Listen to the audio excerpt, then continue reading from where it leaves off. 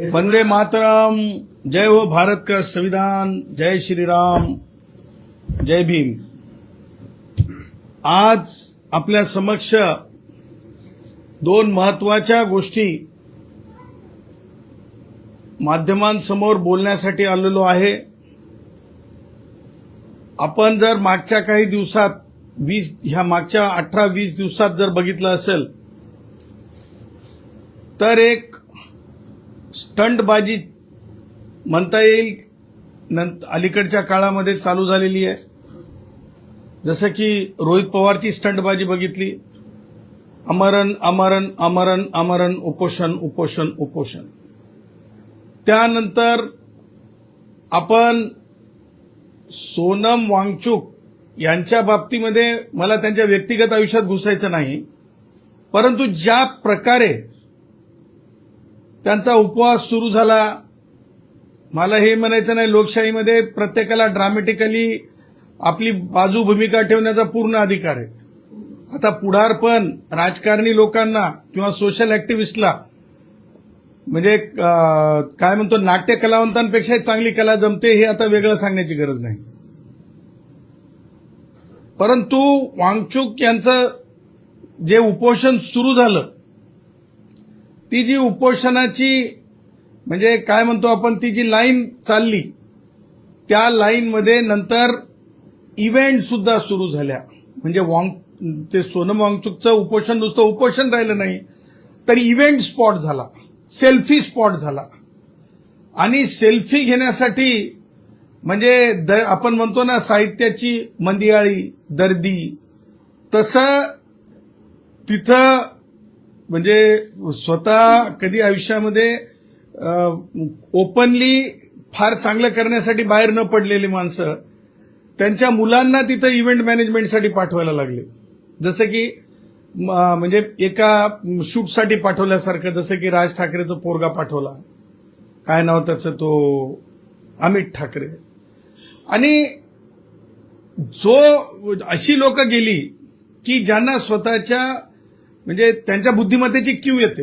या मुलाचं नाव म्हणजे काय, तो मुलगा खूप नवीन आहे, त्याला क्रिटिसाइज करणं काय माझा उद्देश नाही आहे, परंतु तो मुलगा इथून जाताना काय म्हणाला होता की दीपक नावाच्या व्यक्तीला माझा पाठिंबा नाही, पण सोनम वांगचुकांना पाठिंबा आहे। म्हणजे दीपक कोण दीपक कोण दीपक कोण, म्हणजे हे त्या जाणाऱ्या मुलाला सुद्धा माहित नाही, म्हणजे संविधान त्याला सुद्धा माहिती नाही। आता सोनम वांगचुकांच्या उपोषणाकडे जात असताना आपण एक गोष्ट लक्षात घेतली पाहिजे की कायम भारताचं संविधान पुढे केलं गेलं असं असं असं करून। संविधान हा लाईव्ह डॉक्युमेंट आहे, संविधान हा लाईव्ह डॉक्युमेंट आहे। आणि संविधान हा लाईव्ह डॉक्युमेंट असल्यामुळं संविधानाला संकुचित नजरेतून आणि बुद्धीनं पाहता येत नाही। ह्या पॉइंटला घेऊन मला सांगायचं आहे की संविधानाच्या अर्थानं मरण्याची परवानगी तुम्हाला नाही, मरण्याची परवानगी तुम्हाला नाही। राईट टू लाईफ आहे, right to life with dignity आहे। मृत्यू पश्चात डेथ बॉडीची अवहेलना होऊ नये हे सुद्धा आफ्टर डेथ तुमच्या बॉडीच्या संबंधानं तिचा आदर राखला पाहिजे, हे सुद्धा राईट आहे। आता राईट टू सायलेंट सुद्धा आहे, मला बोलायचं नाही, हा सुद्धा राईट आहे। परंतु मी आमरण उपोषण सुरू करतो आणि मी मरतो मरतो मरतो मरतो, मी अमुक वेळी मरणार, मी तमुक वेळी मरणार, मग मी मरणारच आहे आणि मग आता मरण जवळ आलं, ह्या चर्चा देशभर घडवण्यात येत आहेत। आणि ह्या चर्चा का घडवल्या चालल्यात तर ह्या चर्चेमागे पॉलिटिकल अजेंडा आहे। प्रत्येकाला आपल्या डेमोक्रेसीमध्ये अजेंडा मांडण्याचा अधिकार आहे, त्याच्याबद्दल म्हणणं नाही। परंतु सोनम वांगचुक यांच्या उपोषणाच्या बाबतीमध्ये आम्ही काल पत्रकार परिषद घेऊन सांगितलं होतं, मनोज जरंगेला जर मरणापर्यंत उपवास करता येत नाही आणि आम्ही उच्च न्यायालयात गेल्याच्या नंतर न्यायालय निरीक्षण नोंदवतात, त्याच प्रकारे दिल्ली उच्च न्यायालयामध्ये निरीक्षण नोंदवले गेले आणि म्हणून आर्टिकल 21 नुसार सोनम वांगचुक यांना औषध उपचार देणं हे आवश्यकच होतं आणि म्हणून दिल्ली पोलिसांनी किंवा आरोग्य अधिकाऱ्यांनी जी त्यांची काळजी घेण्यासाठी त्यांना ताब्यात घेतलं त्या गोष्टीचं मी स्वागत करतो. कारण वन्स अ लाईफ असं अनेकदा म्हटलेलं आहे. आणि कसं आहे की कोण कोणत्या राजकारणाखातर म्हणजे सोनम वांगचुकांचं काय राजकारण आहे किंवा समाजकारण आहे किंवा राष्ट्रवादी काँग्रेसच्या वयोवृद्ध पुढारी शरद पवारांचं काय राजकारण आहे, उद्धव ठाकरेंचं काय राजकारण आहे, हे सगळ्या किंवा आपले केजरीवालांचं काय राजकारण आहे, ह्या सगळ्या गोष्टी वेगवेगळ्या लोकांच्या वेगवेगळ्या राजकारणाशी संबंधित आहेत. आणि म्हणून त्यांना उचलून त्यांना औषध उपचार करणं हे अगदी कायदेशीर झालेलं आहे. आणि हे कायदेशीर होत असताना काही लोक म्हणतात की डेमोक्रेसीत आमचा अधिकार आहे.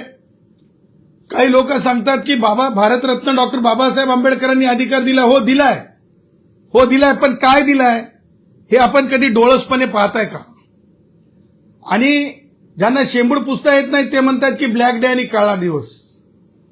ब्लॅक डे आणि काळा दिवस तो होता जेव्हा पुना पॅक्ट भारतरत्न डॉक्टर बाबासाहेब आंबेडकरांना बॅरिस्टर एम के गांधीजींनी उपवासाच्या नावाखाली एका प्रकारे मी तर म्हणेल एका प्रकारे एक आयुष्य समोर ठेवून इमोशनल ब्लॅकमेलिंग केलं काय.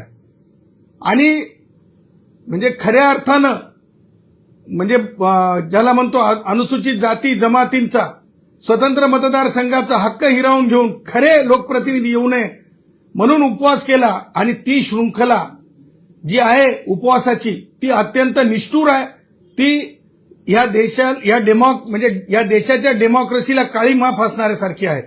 आणि म्हणून आमरण उपोषण काय आहे आणि काय मर्यादेत आहे हे जे संविधान जे आहे म्हणजे त्यांनी शिकलं असं दाखवतात. त्यांना मला सांगायचंय भारतरत्न डॉक्टर बाबासाहेब आंबेडकरांनी त्यांच्या शेवटचे जे भाषण होते त्या भाषणामध्ये सांगितलं डॉक्टर बाबासाहेब आंबेडकरांनी सामाजिक न्याय समता आणि संविधानिक मार्गाने संघर्ष करण्यावर भर दिला. त्यांनी लोकशाहीत संवाद कायदेशीर लढा आणि संघटित आंदोलन यांना महत्व दिले.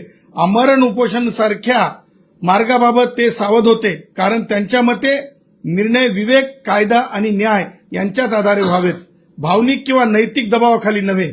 बाबासाहेबांचा संदेश होता शिका, संघटित व्हा आणि संघर्ष करा, पण हा संघर्ष संविधानाच्या चौकटीत राहून करा. माझं म्हणणं आहे की ज्या प्रकारे सोनम वांगचुक यांचं उपोषण आहे ह्या कक्षेच्या बाहेर जाणार आहे, संविधानाच्या चौकटीच्या बाहेर जाणार होतं. आणि म्हणून त्यांच्या असंविधानिक म्हणजे औषध उपचार घेऊ नका असं म्हणण्याची तसदी कसं दाखवू शकतो आपण? कारण वैद्यकीय अधिकारी जेव्हा म्हणतात किंवा तुम्ही स्वतःच सांगता की त्यांची खूप तब्येत खालावली, तुम्ही व्हिडिओ टाकता आणि जर पुन्हा तुम्ही म्हणता की यांना म्हणजे औषध उपचार घेऊ नये म्हणून तुम्ही आडवे येता, जाणून बुजून रक्कस क्रिएट करण्याचा प्रयत्न करता, हे अत्यंत गलिच्छ राजकारणाचा भाग आहे. आणि म्हणून अशा प्रकारचं आमरण उपोषण हे चुकीचं आहे आणि त्या चुकीला आम्ही चूकच म्हणणार. त्या पुढे जाऊन मला तुम्हाला सांगायचंय की ज्या प्रकारे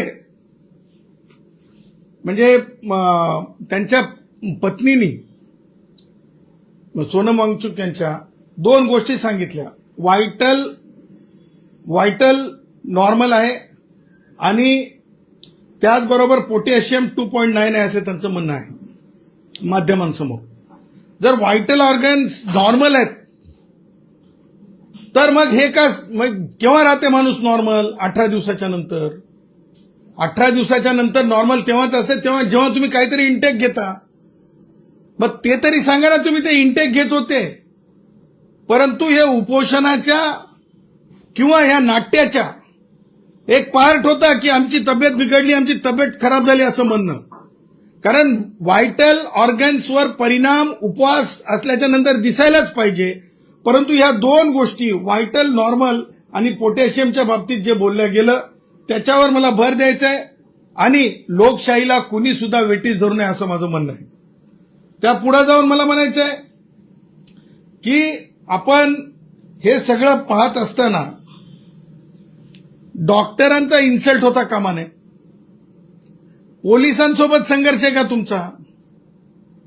पोलिसांसोबत संघर्ष करून आमच्यावर अन्याय व्हायलाय हे दाखवण्याऐवजी पोलीस त्यांचं कर्तव्य पार पाडत आहेत. कोर्टाने सांगितलंय कायद्यामध्ये. डॉक्टरांवर चिडून काय फायदा? डॉक्टर काय तुमचे दुश्मन आहेत का? ही जी वृत्ती आहे ही मला असं वाटतंय चुकीची आहे. आणि दुसरी महत्वाची गोष्ट संविधानिक दृष्ट्या मला तुम्हाला सांगायची आहे. एखाद्या व्यक्तीचा राजीनामा घेणं, शिक्षण मंत्र्यांचा राजीनामा घेणं हे म्हणजे कॉल बॅक म्हणजे जे आपण निवडून दिलेले प्रतिनिधी आहेत त्यांना वापस बोलवणं हे पार्लमेंटरी डेमोक्रेसीमध्ये आणखीन संविधानात तरतूद नाही. त्यामुळे उद्या जर आणखीन कुणीतरी बसेल आणि ते म्हणेल की नाही नाही आम्हाला हे राष्ट्राध्यक्ष नको आहेत आणि हे राष्ट्राध्यक्ष हे सर्वस्वी जिम्मेदार असतात, राष्ट्राचे पहिले प्रमुख आहेत, राज्यपाल हे पहिले प्रमुख आहेत, यांना काढून टाका. कारण यांची स्वाक्षरी प्रत्येक कायद्यावर असते. एनडब्ल्यूटीचा कायदा असो की अॅट्रॉसिटीचा कायदा असो की संविधानामधली दुरुस्ती असो की कोणत्याही प्रकारचा शैक्षणिक कोणत्याही प्रकारच्या कायद्याबाबतीत यूजीसीचा कायदा असो. मग काय काढून टाका म्हणल्याच्या नंतर कुणीतरी उपोषणाला बसणार. ठीक आहे, तुम्ही तुमच्या सार्वजनिक आयुष्यामध्ये काही उपोषण केले असतील कारणांसाठी, परंतु एक्स्ट्रीम जाऊन तुम्ही सिस्टम फेल करू शकत नाही. कारण राईट टू कॉल बॅक हे आणखीन कायद्यामध्ये नाही. कायद्यात तशा प्रकारची तरतूद नाही. आणि म्हणून माझं असं म्हणणं आहे की सतत विवेक बुद्धी जागृत ठेवून आपण कार्य केलं पाहिजे. आपण कायदेशीर भारतरत्न डॉक्टर बाबासाहेब आंबेडकरांनी जे सांगितलंय तुम्ही कायदेशीर सांगा ना. माननीय शिक्षण मंत्री केंद्रातले त्यांचा दोष कुठं आहे, त्यांची इन्व्हॉल्वमेंट आहे का, असं तुम्ही दाखवलंय का आतापर्यंत? नाही दाखवलं. तुमच्याजवळ असा काही पुरावा आहे का की एनी कन्व्हर्सेशन आहे का? नाही आहे. जयश्री पाटील यांनी ज्यावेळेस एक प्रकरण म्हणजे अनिल देशमुख गृहमंत्री होते तेव्हा मी पुरावे दाखवले. सरकार कुणाची होती? उद्धव ठाकरेचा काळ होता. तरी आम्ही पुरावे दाखवले माननीय न्यायालयामध्ये की हो हे असे असे पुरावे आहेत, हे अशी अशी आमची तक्रार होती. ती तक्रार अगदी म्हणजे कायदेशीर स्वच्छ होती. तेव्हा अनिल देशमुखांनी राजीनामाही दिला, तेव्हा अनिल देशमुख जेलमध्येही गेले, तेव्हा अनिल देशमुखांवर एफआयआर झाला. तशा प्रकारचं आपण काही दाखवत आहात का? तशा प्रकारचा काही पुरावा आहे का? हवेत गोष्टी करून चालत नाहीत. कारण लक्षात ठेवा लेजिस्लेटिव्ह इंटेंट आणि एक्झिक्युटिव्ह पॉलिसी ह्या दोन वेगवेगळ्या गोष्टी आहेत.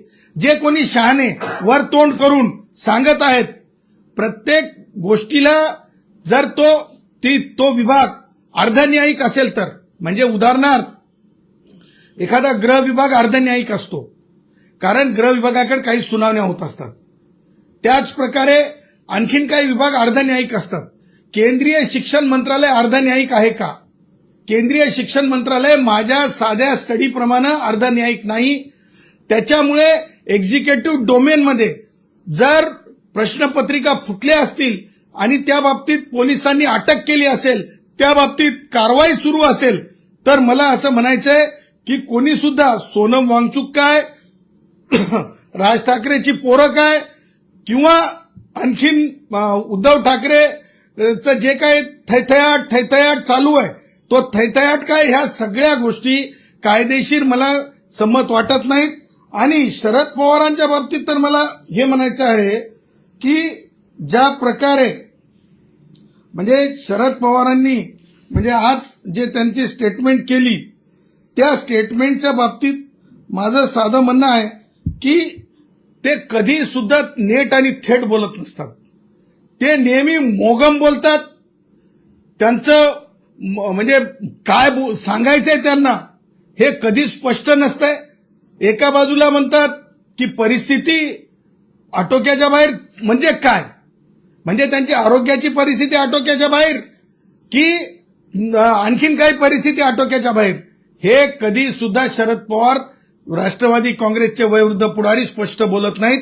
संदिग्ध आणि संदिग्धतेचा फायदा, संदिग्धतेवर राजकारण आणि भावनिकतेवर राजकारण स्वार होऊन करणे हे हे देशात आणि महाराष्ट्रात चालणार नाही. आणि म्हणून मला हे सांगायचं आहे की आज बॅरिस्टर गांधीजी सारखं सोनम वांगचुकांना सोशल मीडिया प्लॅटफॉर्मवर दाखवलं चाललंय. बॅरिस्टर गांधीजींसारखं सोनम वांगचुकांना सोशल मीडिया प्लॅटफॉर्मवर दाखवलं चाललंय. परंतु भारतरत्न डॉक्टर बाबासाहेब आंबेडकरांचे विचार आणि भारतरत्न डॉक्टर बाबासाहेब आंबेडकर लिखित आणि म्हणजे त्यांनी दिलेली भाषणं आणि भारतरत्न डॉक्टर बाबासाहेब आंबेडकरांचं लिखित संविधान, ह्या तीन गोष्टी भारत रत्न डॉक्टर बाबा साहब अम्बेडकर की सोच अभी जिंदा है. भारत रत्न डॉक्टर बाबा साहब अम्बेडकर की सोच अभी जिंदा है. भारत रत्न डॉक्टर बाबा साहब अम्बेडकर की सोच अभी जिंदा है. त्यामुळं संविधान पूर्णपणे वाचून घ्या आणि त्या प्रकारे वर्तन करा. त्याचबरोबर भाषणं पूर्ण वाचून घ्या बाबासाहेबांची आणि त्या प्रकारे वर्तन करा. केवळ पुणे पॅक्ट सारखे बॅरिस्टर गांधीजीचे विचार आता चालणार नाहीत. आणि सोनम वांगचुकच का आणखी कुणी जरी येऊन विद्यार्थ्यांच्या भावनांवर, विद्यार्थ्यांच्या शैक्षणिक म्हणजे एखाद्या एक्झिक्युटिव्ह डोमेनमध्ये घडलेल्या घटनेवर म्हणजे स्वार होऊन राजकारण कुणाला करू दिलं जाणार नाही, हे मला डंके की चोट पे आपल्याला सांगायचं होतं. आणि म्हणून मी आपणाशी म्हणजे सोनम वांगचुक यांच्या बाबतीमधल्या त्यांचं उपोषण आणि त्यांच्या एकूण चाललेल्या राजकारणाबद्दल मी आपलं मत मांडलं. दुसरा मुद्दा असा आहे की महाराष्ट्रामध्ये जी सामान्यांची दळणवळणाची जी हे आहे एसटी, त्या एसटी महामंडळाला भारतीय संविधानानुसार वेलफेअर स्टेट म्हणलंय. वेलफेअर स्टेट हे जरा कान उघडून ऐका. ते काय नाव आहे? प्रताप, मान्य प्रताप. तुम्ही पदावर आहेत म्हणून मान्य म्हणावंच लागतंय. तुमचे असे काही प्रताप झालेत की ते मोठ्याचा आला गाडा आणि गरिबांचे डेपो तोडा, मोठ्याचा आला गाडा आणि गरिबांचे डेपो तोडा, असं तुमचं सगळं चाललेलं आहे. तेवढ्यावर तुम्ही थांबला नाहीत. माझं साधं म्हणणं आहे की ती जी संस्था असते ती संस्था नुकसान आणि फायद्याची संस्था नाही. तिथे जेवढे पैसे 7व्या वेतन आयोगासाठी लागतात त्यासाठी पूर्तता करणं, सरकारकडून आणणं, हे मंत्री म्हणून तुमचं कर्तव्य आहे. तुमच्यानं होईना जाईना काही, तुमच्या शब्दाला पत नाही काही. प्रताप सर नाही, तुमच्यानं होईना जाईना काही, तुमच्या शब्दाला पत नाही काही. आणि म्हणून तुम्ही आपली करता घाई. आणि ही घाई चालत नसते. तुम्ही मंत्री आहेत आणि तुमचं नापासपण तुम्ही दुसऱ्यावर थोपू शकत नाही. भाई प्रताप भाई तुमचं नापासपण नाही थोपू शकत. प्रताप भाई. आता सांगायचं हे आहे की 7वा वेतन आयोग माननीय उपमुख्यमंत्री एकनाथ शिंदे साहेब पहिल्या त्यांच्या कार्यक्रमापासून देत आहेत. कुठं अडलं ते त्यांनी सांगावं. दुसरी गोष्ट, आमच्या कष्टकऱ्यांच्या नावाखाली इमोशनली हे करून तुमचं देणं आहे म्हणून अगोदर तर तुम्ही पीपीपी आणलं, ते बेकायदेशीर आहे. त्याच्या बाबतीमध्ये आम्ही कायदेशीर अभ्यास करत आहोत. सगळ्या संघटनांना आव्हान केलंय, पीपीपीच्या नावाखाली कोणाच्या घशात जमिनी नाही गेल्या पाहिजे, त्याच्या बाबतीत आम्ही अभ्यास करत आहोत. तिसरी गोष्ट, जे भाडेवाढ झालेली आहे 13%, भाई कमीत कमी म्हणजे ते प्रताप सरनाईकला टक्केवारी खूप लगेच कळते. मला आठवतंय ते कुठे त्या कोणत्या ट्रेनमध्ये जाऊ लागले ते उद्घाटनासाठी, तेव्हा ते सांगत होते ना की किती टक्के जागा कोणाच्या, किती टक्के जमिनी कोणाच्या. ते तुमच्या चॅनल्सवरून आम्ही ऐकलं. आता हे टक्के चांगले समजणारे 13%, माहितीये का दूधवाल्या भावाचे दुधातला भाव वाढलाय का 13%? भाजीपालेवाल्या भावाचा भाव वाढलाय 13%. कष्टकरी, कामगार, श्रमिक, श्रमवीर, माननीय मोदीजी म्हणतात श्रमवीर, कधी वाढलाय का या श्रमवीरांचा? म्हणजे रोज त्यांना जे मिळते रोजचे पैसे, त्याच्यात वाढ झाली का? माझं असं म्हणणं आहे, प्रताप सरनाईक, माननीय उपमुख्यमंत्री एकनाथ शिंदे साहेबांना सांगा ती लाडकी बहीण बंद करून टाका. ती योजना खऱ्या लाडक्या बहिणी जे कष्ट करतात, शेतात काम करतात, त्यांचं जे आहे ना, त्यांच्या बाबतीमध्ये अधिक श्रमावर आधारित योजना आणा. ते बस झालं. तेच पैसे म्हणजे सामाजिक न्यायाचे पैसे तिथे द्यावे लागतात. त्याचबरोबर तुम्हाला सांगतो, आज एसटी मध्ये पैसा येण्याऐवजी पैसा सरकारकडे शॉर्टफॉल का होतो? तर कॅगनं सांगितलं, सीएजीनं सांगितलं, मी नाही म्हणत आहे, सीएजीनं सांगितलंय की लाडकी बहीण योजना ही योग्य नाही. का योग्य नाही? सामान्य कष्टकऱ्यांसाठी योग्य नाही. का योग्य नाही? तर जे टॅक्स पेयर आहेत त्यांच्यासाठी योग्य नाही. का योग्य नाही? तर ती योजनेमुळे लाभ होण्यापेक्षा आपण मागे चाललो.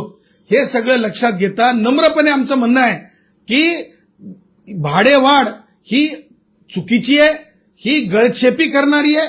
आणि मला हे सांगायचं, प्रताप सरनाईक, आपण आहे ना खूप म्हणजे याच्यानं राहिलं पाहिजे. आपण मंत्री आहात, तुम्ही काय केलं आज बघा, तुम्हाला सांगतो, दिघे साहेबांचा फोटो तर ठीक आहे, म्हणजे एखाद्या वेळेस समजू शकतो, पण आज प्रताप सरनाईकांनी नेल्सन मंडेलांचा फोटो हे केला. काय केला? अभिवादनासाठी सोशल मीडियावर टाकला. नेल्सन मंडेला वाचलाय का हो तुम्ही? नेल्सन मंडेलांची लाईफ वाचली का तुम्ही? आत्मचरित्र माहित आहे का तुम्हाला? एकीकडे तुम्ही 13% भाडेवाढ करता, त्याच सकाळी तुम्ही नेल्सन मंडेलांना तुम्ही अभिवादन करता. हे अभिवादन नाटकी वाटत नाही का तुम्हाला? हे अभिवादन म्हणजे अगदी म्हणजे तुम्हाला वाटत नाही का की अपमानजनक आहे? आणि म्हणून माझं हे म्हणणं आहे की ही भाडेवाढ नको.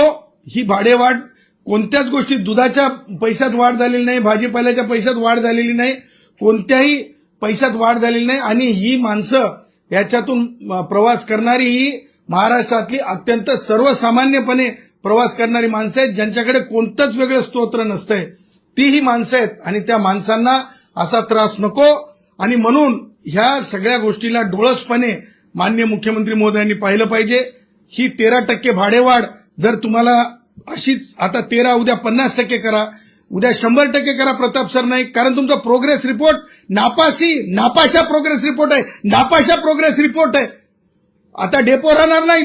वाढ करून कोणी बसमध्ये बसलं नाही पाहिजे. गरीब माणूस पुन्हा पायानं चालला पाहिजे. हेच ठेवा आता शिल्लक. आणि म्हणून संतापजनक आहे, संताप येण्यासारखा आहे. प्रत्येकाला संताप येईल. जे पटकेवाला माणूस, फाटलेला धोतर घातलेला माणूस, दूधवाला माणूस ज्याच्या डोळ्यासमोर दिसल. आणि म्हणून ही भाडेवाढ त्यांनी वाढ करू नये. त्या उलट शासनाकडून स्वतःची हिंमत दाखवावी, स्वतःचं कर्तृत्व दाखवावं. आणि 1 रुपया जरी नफा नाही, 100% तोटा जरी असला तरी, मी काय म्हणतो लक्षात घ्या, 100% तोटा असला तरी 7वा वेतन आयोग द्या. 100% तोटा असला तरी सुद्धा तुम्ही बसचा प्रवास 13% वाढ नाही. तुम्हाला सांगतो, चिल्लरमध्ये जर 2-5 पैसे, 10-5 पैसे किंवा 1-2 रुपया मागे पुढे होत असेल तर तिथपर्यंत ठीक आहे. ही टक्केवारी कुठून आणली बाई? खाजगी सावकाराची बस आहे का? आणि म्हणून या गोष्टीची मी निंदा करतो, त्या गोष्टीचा मी निषेध करतो की ही भाडेवाढ योग्य नाही. आणि कष्टकऱ्यांच्या नावाखाली इमोशनल ब्लॅकमेलिंग करून देणं आहे म्हणून कष्टकऱ्यांना पुढं करून डेपोचा, मला म्हणायचं नाही खालसा करून टाकायचा काय जमिनीचा, ते डेपोलाही कष्टकरीत दाखवायचे, भाडेवाढीलाही कष्टकरीत दाखवायचे. आणि आपण मात्र नापासी आपली पुढं चालू ठेवायची. हे चुकीचं आहे. 2 दिवसापूर्वी राज ठाकरेंनी एक समाज माध्यमांवरती पत्र लिहिलं होतं, जाहीर पत्र होतं, वागचूक यांना समर्थन दिलं. अंजली दमानी या सामाजिक कार्यकर्त्या ह्या टीका करतायत की त्यांनी थेट दिल्लीला यावं आणि त्यांच्या समर्थनात तिथं बसावं किंवा त्यांना त्या ठिकाणी पाठिंबा दिला, समाज माध्यमांवरती असं देऊ नये. लोकांसांगे ब्रह्मज्ञान. या अंजली दमानी तर अगोदर जाऊन तिथे जाऊन फोटो काढून आल्यात, त्या का वापस आल्यात? त्यांना तिथून इकडे आणण्यासाठी कोणी काय पाचारण केलं नव्हतं, काही नाही. राज ठाकरेचंही आम्ही म्हणजे राज ठाकरेंनी भारतरत्न डॉक्टर बाबासाहेब आंबेडकरांचं भाषण वाचावं. आणि अंजली दमानिया ज्या म्हणजे मला माहित नाही त्या कोणत्या म्हणजे कशातल्या कार्यकर्त्या आहेत, मला आणखीन समजलं नाही, कारण त्यांचे विषय समजले नाही. आणि ते कोणत्या विषयाला तडीस नेतात ते मला समजलं नाही. परंतु त्यांनी सुद्धा भारतरत्न डॉक्टर बाबासाहेब आंबेडकरांचे जे भाषणं आहेत ते वाचले पाहिजेत आणि संविधान खऱ्या अर्थानं समजून घेतलं पाहिजे. डेमोक्रेसी म्हणजे मला कोणालाही टीका करायची नाही. राज ठाकरेला मला हे म्हणायचंय, राज ठाकरेला मला हे म्हणायचंय. ते थरथराट नावाचा एक पिक्चर होता, अशोक सराफचा होता का? लक्षाचा होता. थरथराट आणि थैथयाट हे राज ठाकरेचा आता लोकांना नाटकी पद्धत थरथराट आणि थैथयाट हे आता रोजचं झालंय. त्यामुळे नवीन काही नाही. नागपूरमध्ये आज राम रक्षा आंदोलन होतंय. उद्धव ठाकरे जात आहेत, पोहोचले आहेत, संजय राऊत आहेत. एकीकडे नागपुरात रामनगरमध्ये राम मंदिरामध्ये राम रक्षा आंदोलन, तर दुसरीकडे हनुमान चालीसा अमरावतीला. मला हे सांगायचं आहे की म्हणजे मला अमरावतीचं तर माहिती नाही, परंतु मला नागपूरच्या बाबतीत सांगायचं आहे. बघा, आता हे वैचारिकदृष्ट्या खूप मागास राहिलेले उद्धव आहेत आणि संजय बाबूचं तर विचारूच नका. त्यांच्या मागासलेपणाला म्हणजे कोणती टेस्ट लावावी तेच समजत नाही. लक्षात ठेवा, काश्मीर ते कन्याकुमारी पर्यंत आता समान नागरी कायदा येत आहे. प्रभू श्रीरामांच्या विचाराचं आज देशामध्ये विचार ज्या पद्धतीनं म्हणजे विचार प्रवाह होत आहेत, ह्या गोष्टी सुद्धा तुम्हाला सांगतो, समानतेचं तत्व युनिफॉर्म सिव्हिल कोडच्या आधारे येणं हे अत्यंत महत्वाची गोष्ट आहे. आणि म्हणून मला असं म्हणायचंय की प्रभू श्रीरामांचा विचार जेव्हा म्हणजे मोठ्या प्रमाणात देशात म्हणजे सुदृढ होत असताना किंवा चर्चा होत असताना आणि काय म्हणले, काय आंदोलनाला नाव दिले उद्धव ठाकरेनं, हे रक्षण करणार आणि हे रक्षा करणार काय. हे बघा, जे कधी घरात इनकमिंग फक्त माहित होती त्यांना, ते काय दुसऱ्याला नाव ठेवतात. एक बोट तिकडे दाखवलं तर 4 बोटं इकडे राहतात. फक्त इनकमिंग माहित होती, फक्त इनकमिंग माहित होती. आउटगोईंग माहित होती का? एक मला येऊन जेव्हा वेगवेगळे शिवसेनेचे असो, मनसेचे असो, सगळेच येऊन भेटतात मला येऊन बोलतात, सर असं झालं, सर तसं झालं. कारण मी अडचणीचा म्हणजे सेवादार आहे. ज्याला अडचण आली त्याचा सेवादार मी. म्हणजे ते म्हणतात जाऊ दे तिकडं पद कोणतं असो साहेब, तेवढं दवाखान्याचं बघून घ्या साहेब, तेवढं अडचणीचं साहेब, तेवढं विद्यापीठाचं बघून घ्या साहेब, हे थोडं अडचणीचं आहे साहेब, हे जरा फोन लाव. त्यासाठी लोक येऊन सांगतात, साहेब बोले इनकमिंग वाले ना आता नाव ठेव, रक्षेची गोष्ट कराव, इनकमिंग वाले ना. हे तर खूप झालं. त्याच्यामुळं बघा, त्यांना जर सुबुद्धी असती तर त्यांनी अनेक वेगवेगळ्या आर्थिक विषयावर चर्चा घडवून आणली असती. स्वतःची लायकी स्वतः सिद्ध करायची असते. लिडरशिपच्या परिभाषेत सांगायचं असलं तर तुम्हाला सांगतो, वेगवेगळ्या कारणानं काहीतरी उकरून काढून आपण उभं केल्याच्या नंतर विषय उभे राहत नसतात. हे मला डंकीकी चोटपे उद्धवला सांगायचं. सर, धर्मेंद्र प्रधान यांनी राजीनामा द्यावा त्यासाठी सीजेपीचं आंदोलन सुरू होतं आणि आज सोनम वांगचुक यांना पकडून सुद्धा नेलं. तर आता अभिजित तिटके म्हणतायत की मोदीजींनी पण आता राजीनामा द्यावा. कसं आहे, अभिजित या विद्यार्थ्याचं म्हणा किंवा मुलाचं आकलन आणि चिंतन कदाचित भारतीय संविधानाच्या बाबतीमध्ये आणि कायदेशीर किंवा भारतरत्न डॉक्टर बाबासाहेब आंबेडकरांच्या ऍक्च्युअल म्हणजे स्पीचेसच्या बाबतीतलं ज्ञान फारच कमी दिसते. आणि जेव्हा माणूस फ्रस्ट्रेट होतोय तेव्हा असं बोलतंय. मी तुम्हाला आत्ताच सांगितलं की अभिजित बेटा, एक आहे लेजिस्लेचर आणि दुसरं आहे एक्झिक्युटिव्ह. हे भारतरत्न डॉक्टर बाबासाहेब आंबेडकरांनी वेगवेगळे ते यंत्रणा उभ्या केलेल्या आहेत आणि त्यामुळं एक्झिक्युटिव्ह डोमेनचं फेल्युअर थेट आपल्याला लेजिस्लेचरवर फोडता येत नाही जोपर्यंत त्याच्यात थेट संबंध दिसत नाही. आणि म्हणून आता कसं आहे की ते आता खूप वयानं लहान आहे. आता आम्ही ग्रामीण ढोबळ भाषेत म्हणायचं, त्या लेकराने भारतरत्न डॉक्टर बाबासाहेब आंबेडकरांचे स्पीचेस वाचले पाहिजे, त्यानं भारतीय संविधान वाचलं पाहिजे, त्याने इंटरप्रिटेशन्स वाचले पाहिजे. ह्या सगळ्या गोष्टींच्या आवश्यकता आहे. त्यामुळे त्यांना कुणीतरी सांगितलं असेल की आता हे सोनम वांगचुक नेले म्हणजे आता हे आपलं सगळं गेलं असं त्यांना वाटत असेल.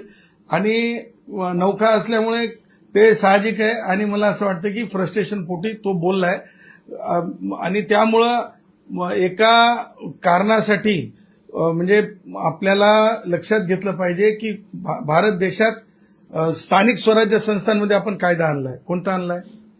तो कायदा म्हणजे ग्रामपंचायताच्या सरपंच असेल तर जनतेतून जे निवडले जातात रिकॉल करण्यासाठीची एक विध पद्धत आहे. परंतु पार्लमेंटरी डेमोक्रेसीमध्ये बाळा तू म्हणल्याच्या नंतर दीपक किंवा सोनम वांगचुक म्हणल्याच्या नंतर रिकॉल करण्याची पद्धत नाही. ही विध पद्धत मला समजून सांगायची होती. तोच माझा म्हणजे उद्देश होता. विलेचंद्र मुले असं म्हणतात की स्वर्गामध्ये इंद्र, राज्यात देवेंद्र, महाराष्ट्राचा राम ही देवेंद्र फडणवीस आहे. एक लक्षात ठेवा की मला ते कोण आहेत ते माहित नाहीत, परंतु म्हणजे मला ते जैन मुनी आहेत निलेश हा. आणि नागपूरचे आहेत. हा ठीक आहे, जैन मुनी आहेत. मुनी म्हणजे अत्यंत त्यांच्याबद्दल आदर आहे. कारण म्हणजे कोणी साधू संतांच्या बाबतीत मी म्हणजे टीका टिप्पणी करणारा माणूस नाही. परंतु मुनींनी असोत, भिक्षूंनी असोत किंवा साधू संतांनी असोत त्या म्हणजे अशाच धार्मिक आध्यात्मिक गोष्टीवर ते भर देत असतात की ज्याच्यातून लोकांना एक प्रेरणा मिळते. आणि मला असं वाटतं देवेंद्रजींच्या बाबतीमध्ये प्रेरणेतून ते बोलले असतील.